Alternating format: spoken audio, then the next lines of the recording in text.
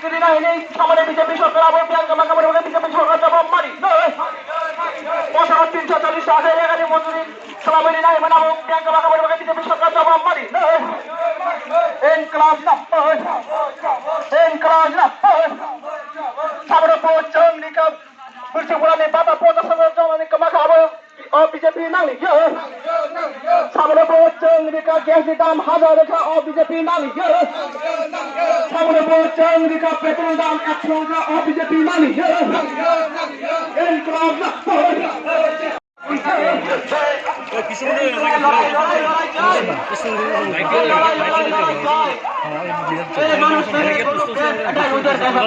BJP arna.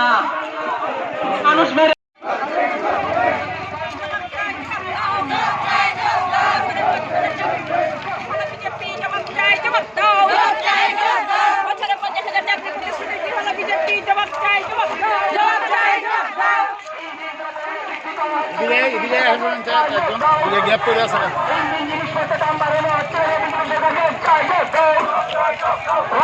রাস্তাঘাট উন্নয়ন করা হচ্ছে বিজেপি সরকারের তোমায় দিতেই হবে জবাব তোমায় দিতেই হবে আরেকটি আওয়াজ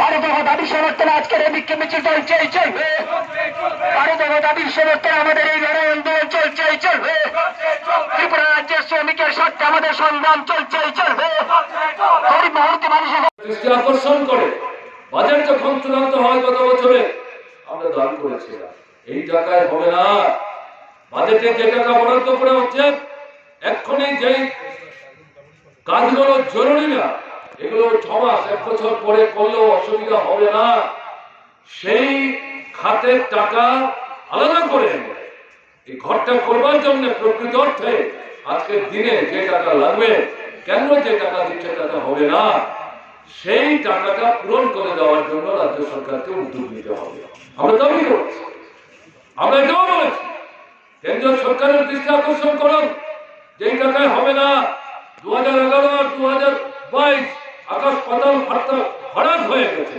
আপনাদের দৌলতে পেট্রোলের দাম বাড়ছে ডিজেলের দাম বাড়ছে রান্নার গ্যাসের দাম বাড়ছে কেরোসিনের দাম বাড়ছে সারা পৃথিবীতে কমছে ভারতবর্ষে বাড়ছে আপনারা ট্যাক্স বসাচ্ছেন সেস বসাচ্ছেন কাজে আপনাদের তো এই ঘর তৈরি করবার জন্য টাকা বাড়াতে হবে রাজ্য সরকারকে আমরা বললাম কেন্দ্র বরাবর আপনারাও আবার নতুন করে যেটা বামফ্রন্ট সরকার আমরা কোনোদিন করিনি আপনারা এর উপর আবার নতুন করে ট্যাক্স বসাচ্ছেন সেস বসাচ্ছেন রোড ট্যাক্স বসাচ্ছেন গাড়ির ট্যাক্স বসাচ্ছেন বিদ্যুতের ট্যাক্স বসাচ্ছেন জলের জন্য ট্যাক্স বসাচ্ছেন আপনারা মানুষ এই মানুষগুলো বাঁচবে কি করে কাজে এদেরকে টাকা দেওয়ার ব্যবস্থা করুন কোথায় দিচ্ছে না তাহলে কি করতে হবে এই দাবিতে সোচ্চার হতে হবে টাকা বাড়াও দুর্নীতি বন্ধ করো যাদের নাম কেটেছ 2011 তালিকায় ছিল ডি লিস্টে ছিল অতিরিক্ত তালিকায় ছিল একটা নামও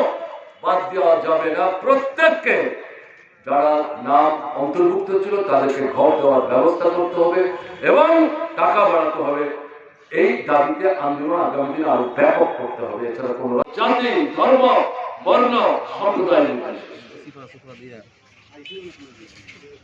রেগার নামে লুণ্ঠন চলছে আত্মাস্তরা দুর্নীতি চলছে কারা করছেন মন্ডলের কিছু বাছাই করা লোক তাদের দৌড়াতে তাদের দলের সাধারণ সমর্থক যারা তাদের দলের নীতি ইত্যাদিকে বিশ্বাস না করেও এগুলোর গভীরে না দিয়েও এরা গত বিধানসভা নির্বাচনের সময় যে প্রতিশ্রুতিগুলো রেখেছিল তার উপর বিশ্বাস রেখে যারা ভোট দিয়েছিলেন নানা দল থেকে বেরিয়ে গিয়ে বামফ্রন্টকে সমর্থন করতেন একটা অংশ গেছেন কংগ্রেসের বড় অংশ গেছেন উপজাতি যুব সমিতির বড় অংশ গেছেন এরা তো বিজেপিকেই ভোট দিয়েছিলেন সরকার তৈরি করবার জন্য তারা প্রত্যেকে প্রতারিত প্রবঞ্চিত এবং এখানে যে লুটের রাজত্ব চলছে বাছাই করা কিছু লোক সেখানে লুটতরাজ চালাচ্ছে বাঁচবেন কি করে মানুষ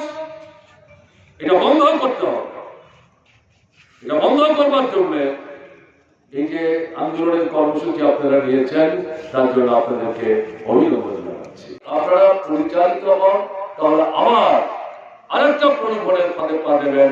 এই মোহ থেকে নিজেকে মুক্ত হতে হবে। আমরা কি দেখছি? গৃহ নির্মাণ প্রকল্প হাজার হাজার মানুষের নাম কেটে দিয়েছে। 2011 সালে বামফ্রন্ট সরকারি তালিকা চূড়ান্ত করেছিল এবং যাদের নাম থাকলো, যাদেরকে তারা পছন্দ করেছে, তাদের মধ্যে একটা ভালো সংখ্যা তারা মনে করেন তাদের দলের সমর্থক। প্রথম দফায় যে টাকা পেলেন, 3 দফায় টাকা দেয়, দ্বিতীয় দফায় গিয়ে দেখা যাচ্ছে বলছে এমনিতে টাকা দেওয়া যাবে না, আমাদের কাজে টাকা দিতে হবে। আমাদের মনে কাজে আবার চাই মন্ডলের বাছাই করানো 10, 15, 20 হাজার টাকা না দিলে পর দ্বিতীয় দফার টাকা পাওয়া যাবে না, দ্বিতীয় দফার প্রশ্নই আসে না। ব্যাপারটা কি? রোজগার নাই, বেঁচে থাকবার জন্য একটা মানুষের, একটা 4 জন 5 জন পরিবারের বাজার থেকে যে খাদ্য সামগ্রী কিনতে হবে সেগুলি কিনবার ক্ষমতা অধিকাংশ পরিবারের নাই।